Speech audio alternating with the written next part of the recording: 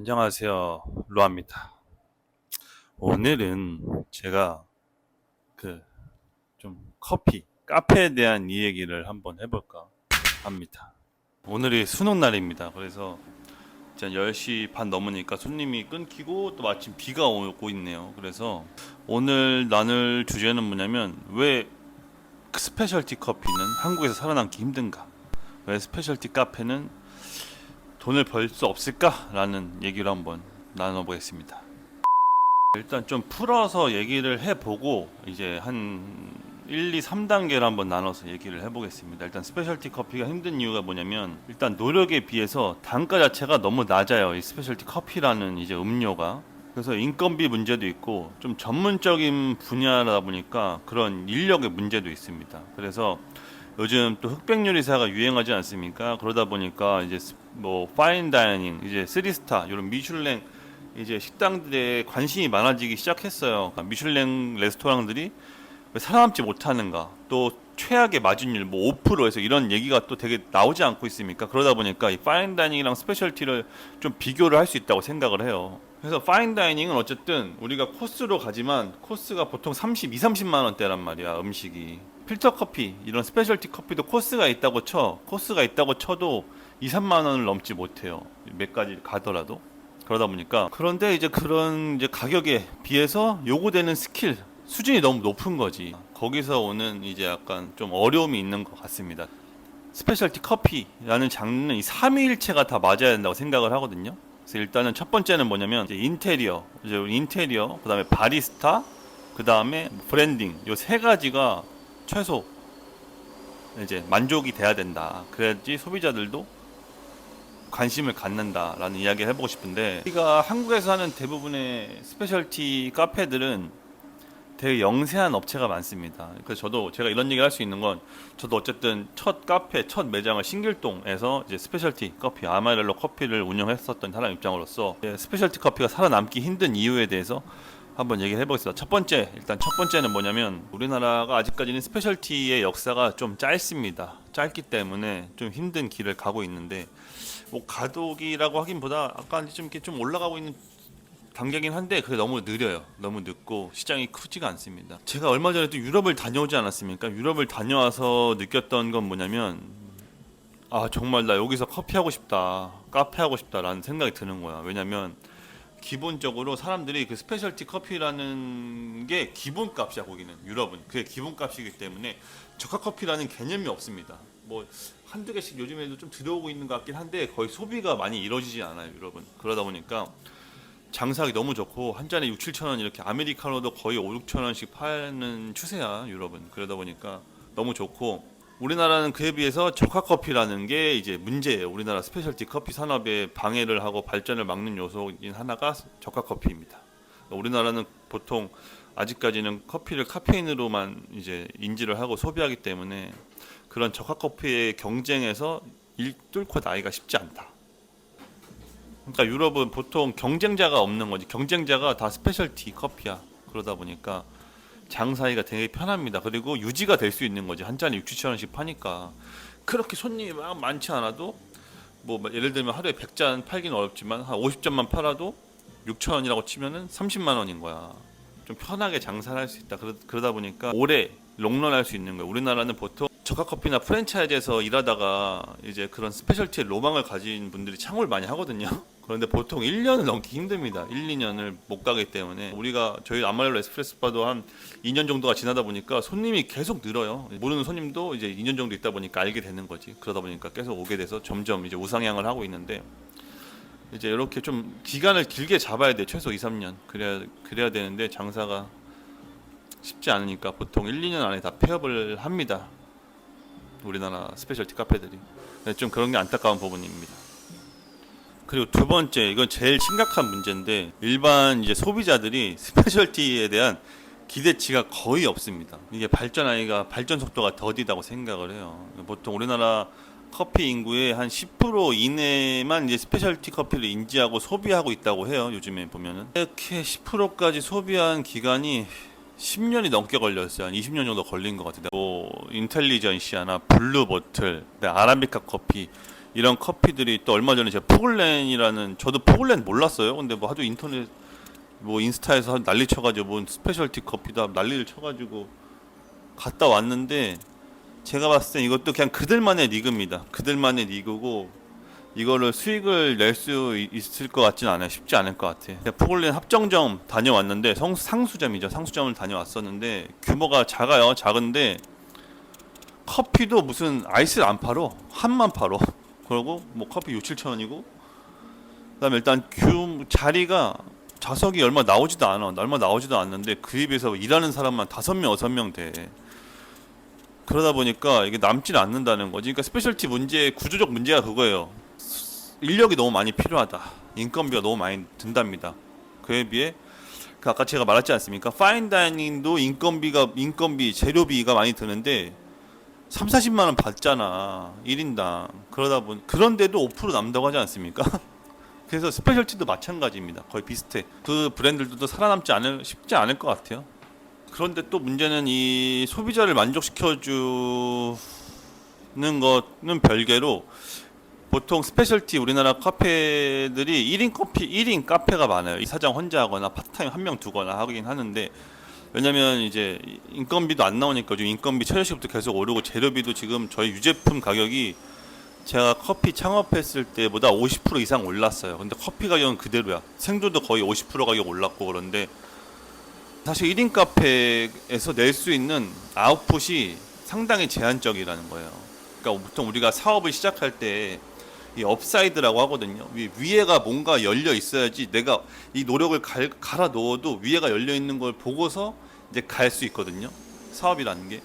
그런데 그게 쉽지 않다는 거예요. 1인 카페에서 어떤 아웃풋을 낼 수 있냐는 거지, 내 말은. 네, 그래서 쿠팡의 예를 들면 거의 10년간 적자를 거듭하면서도 계속 투자를 받고 돈을 계속 쏟아부었잖아. 그것만 물류 구축하고 이제 새벽 배송, 하루 배송만 자리만 잡을 때까지 우리가 투자를 계속 하면은, 그 다음부터는 우리가 얻을 수 있는 수익이 그때 엄청 날 거다라는 업사이드가 있었기 때문에 계속 때려 박은 거지, 돈을.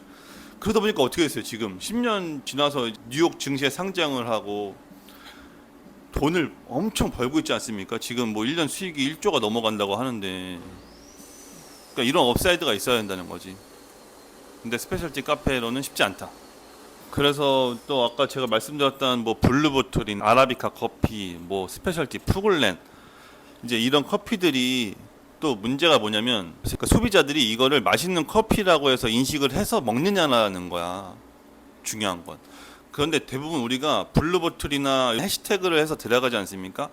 그럼 보통 커피 맛이 있는 게 아니고 비주얼적인 뭐 로고라든지 인테리어라든지 매장이라든지 또 가시성으로 또 소비가 되고 있다라는 또 사실도 알고 계셔야 돼요.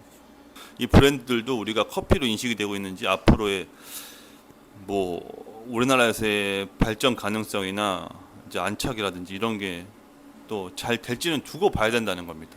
그래서 우리나라 사람들이 우리나라 이제 커피하는 사람들이 블루보틀도 들어오고 스타벅스 뭐 리저브도 있고 해외 유럽 로스터들이 많이 들어온다고 하니까 이제 우리나라 사람들도 산미 있는 커피를 많이 마시는구나라고 인식하면서 이제 창업을 많이 하고 있는데, 아직은 그게 이제 제일 간과하지 못한 인사이트라는 거야. 그런 만큼의 공부를 또 안 한다는 거죠. 그럼에도 저도 지잘났다고, 저도 대기업에서 다니고 이제 대기업에서도 이제 뭐 아라비카 커피를 런칭하려고 했는데, 저는 이제 그 아라비카 커피를 이제 한국에 런칭하려고 준비할 때까지만 해도 저 회사가, 지금에 말하지만 제가 코오롱이라는 회사를 다녔어요. 근데 코오롱이 이제 패션, 이제 이런 건설 쪽에서 이제 대부분의 수익이 유지가 되는 구조여가지고, 자동차, 모터스도 있고 F&B가 되게 약했어. 그래서 근데 또 코오롱이 뭐가 있어요? 패션이 있지 않습니까? 패션 브랜드들이 많다 보니까 제가 아라비카 커피를 이제 수입을 해가지고 이런 패션 브랜드와 이제 결합을 해서 좀 뭔가 시너지를 낼 수 있는 그런 거를 하고 싶었는데, 그때 뭐 코로나도 있었고 뭐 회사에서는 또 그런 생각이 없었던 것 같아요. 되게 보수적이야, 코오롱이. 뭔 새로운 사업을 하면 있어. 되게 적은 돈으로만 투자를 하려고. 그러다 보니까 안 돼가지고, 그럼 내가 나가서 차려야겠다 해서 어쨌든 저도 그걸 알았지만 그래도 난 좀 버틸 수 있을 거다라고 생각을 해서 스페셜티 커피를 오픈했지만, 이제 대차게 실패를 했고, 그 실패의 교훈으로 인해서 제가 그 전에 커피 망하지 않는 법에서도 얘기했다시피 그 실패 한 번의 실패를 경험하면 얻는 것들이 통찰력이 많이 생기니까 이렇게 규모는 작더라도 에스프레소 바를 오픈하고 수익을 두세 배 낼 수 있던 구조가 된 겁니다. 벌써 11시야? 아씨. 스페셜티가 우리가 소비의 중심으로 갈 수 있는지를 지켜봐야 된다. 이게 두 번째. 이게 창문 쪽에도 아니고 창문 쪽에도 있지.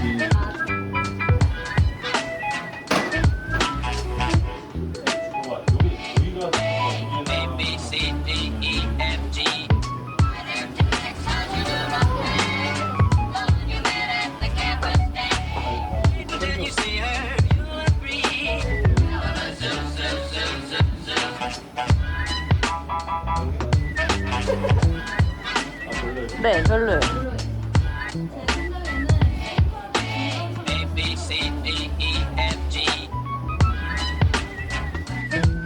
오, 좀 이제 그럴싸해졌어.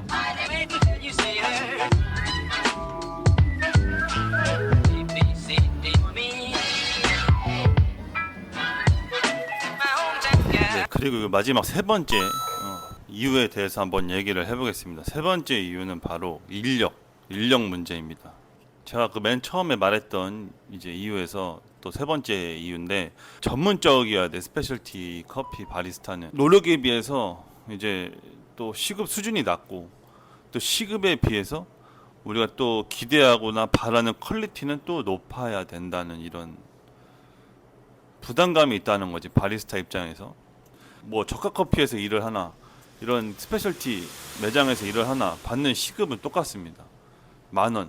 지금은 똑같이 10,000원으로 정해져 있기 때문에 보통 이제 스페셜티 커피는 조금 학문적으로 조금 들어가줘야 돼요. 이게 우리가 다루는 원두의 종류가 워낙 많고 방대하기 때문에 뭐 예를 들면은 간단하게 얘기하면 뭐 에티오피아, 아프리카, 케냐 이런 게 있을 수 있고, 그러면 중남미, 브라질, 뭐 파푸아니기니까 요즘 뭐 이렇게 될 수가 있겠죠.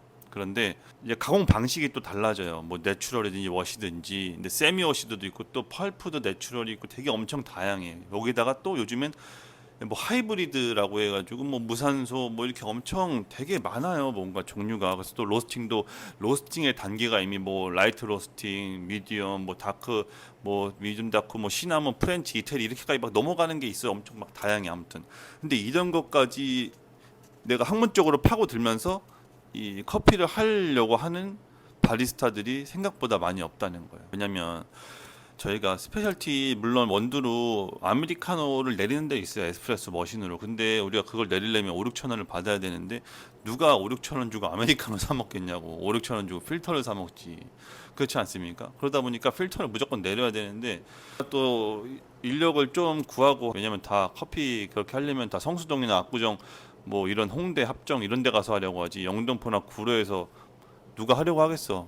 근데 이제 그나마 그쪽에서 이제 안 받아주거나 경력이 없어서 잘리는 애들이 이제 저희 카페에 지원을 많이 했어요. 근데 또 왔다가 하다가 보니까 이게 어려운 거구나. 그래서 실제로 그냥 자기가 자진해서 나간 친구들도 많이 있고 그렇습니다. 카페 사장님들이나 사람들 그냥 레시피 알려주면 되지 않냐. 뭐 2분에 끊어서 몇 그램씩 부어라. 근데 이게 다가 아니에요. 이 커피를 대함으로써 만약에 그런 변수가 엄청 많잖아요. 그 변수 컨트롤이 안 된다는 거야. 내추럴이 있고 또 워시드가 있고 원두의 디게싱이나 원두가 이제 로스팅된 정도 기간에 따라서 그걸 또 맞춰줘서 푸어보 브루잉을 해줘야 되는데, 그래서 보통 스페셜티 카페가 사장님들이 자리를 비우기 힘든 게 이제 직원이나 알바생들이나 있으면 필터를 안 시키려고 하는 경우가 많죠. 그래서 이런 게 되게 문제고, 또 필터 커피가 어쨌든 우리가 하루에 100잔씩은 팔아야 돼요. 카페는 최소. 그래야지 어쨌든 유지가 적자가 안 나고 유지가 되는 구조인데, 이 브루잉으로 100잔을 파는 게 팔려면 그 인력이 어떻게 되겠어? 더 전문적이어야겠지. 계속 같은 맛을 내야 되는데 이게 힘들다는 거야. 그래서 스페셜티 커피가 전반적으로 쉽지가 않다라는 얘기를 뭐 해봤습니다. 그래서 이번적으로 좀 뭔가 커피 얘기를 조금씩 한두 개씩 좀 섞어서 하려고 해요. 브이로그도 좋긴 한데 요즘 제가 일상이 너무 똑같아서 브이로그 할 것도 없고. 그래서 제가 얼마 전에 또 카페쇼도 갔다 왔었는데 뭐 해외 수입 로스터들이 많이 들어왔더라고요. 그러니까 로스터들이 들어온다는 건 스페셜티는 결국 로스팅을 해야 된다라는 이 뭔가 확립이 딱 생기는 거지. 보통 우리가 아는 스페셜티 씬에 있는 이제 뭐 카페 브랜드 있잖아요. 로스터리 브랜드. 제가 뭐 어디라고 말은 안 하겠지만 그런 로스팅을 좀 한다는 브랜드, 납품을 좀 많이 한다는 브랜드의 특성을 보면은 보통 매장은 없거나 매장은 거의 안 되는 경우가 많아요.